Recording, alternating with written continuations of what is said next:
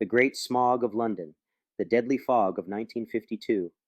In early December 1952, an extraordinary and lethal weather event struck London, enveloping the city in a dense, acrid fog that would become known as the Great Smog. Over the course of 5 days, this toxic haze caused widespread illness and death, ultimately claiming an estimated 12,000 lives. The Great Smog of 1952 stands as a stark reminder of the dangers of air pollution and the urgent need for environmental regulation. London, a city known for its frequent fogs, was no stranger to smog, a combination of smoke and fog. However, the smog of December 1952 was different.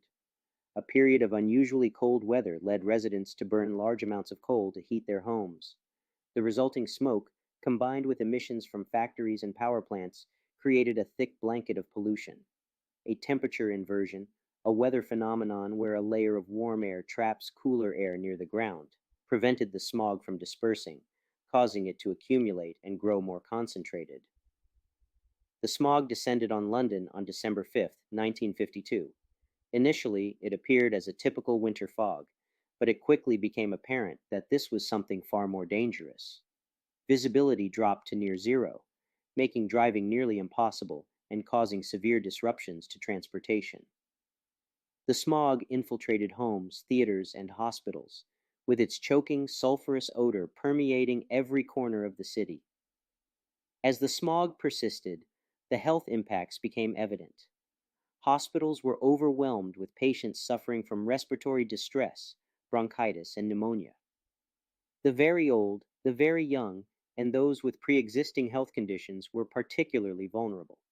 The death rate began to climb sharply, with morgues and undertakers struggling to cope with the influx of bodies. The Great Smog lifted on December 9, 1952, as weather patterns shifted and winds dispersed the polluted air. In the aftermath, the full scale of the tragedy became clear. Initial estimates suggested that around 4,000 people had died as a direct result of the smog, but later research indicated that the death toll was likely closer to 12,000. Additionally, tens of thousands more suffered long-term health effects. The Great Smog of 1952 was a turning point in environmental policy and public health. The disaster prompted a reevaluation of air quality standards and led to significant legislative changes. In 1956, the British government passed the Clean Air Act, which aimed to reduce air pollution by controlling the emission of smoke and introducing smokeless zones, where only smokeless fuels could be used. The Clean Air Act marked the beginning of a broader movement towards environmental regulation and the recognition of the impact of industrialization on public health. It also highlighted the need for comprehensive monitoring and control of air pollution, setting a precedent for future legislation in the UK and around the world. The legacy of the Great Smog of 1952 extends beyond its immediate health impacts.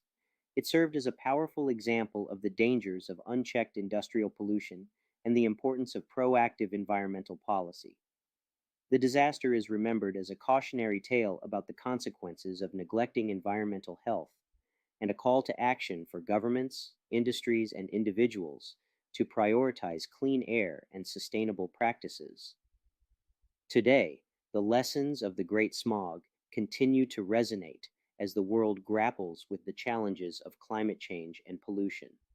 It remains a pivotal moment in the history of environmental awareness and regulation, underscoring the vital importance of protecting the air we breathe for the health and well being of future generations. If you enjoyed this epic true story, please like and subscribe for more daily posts.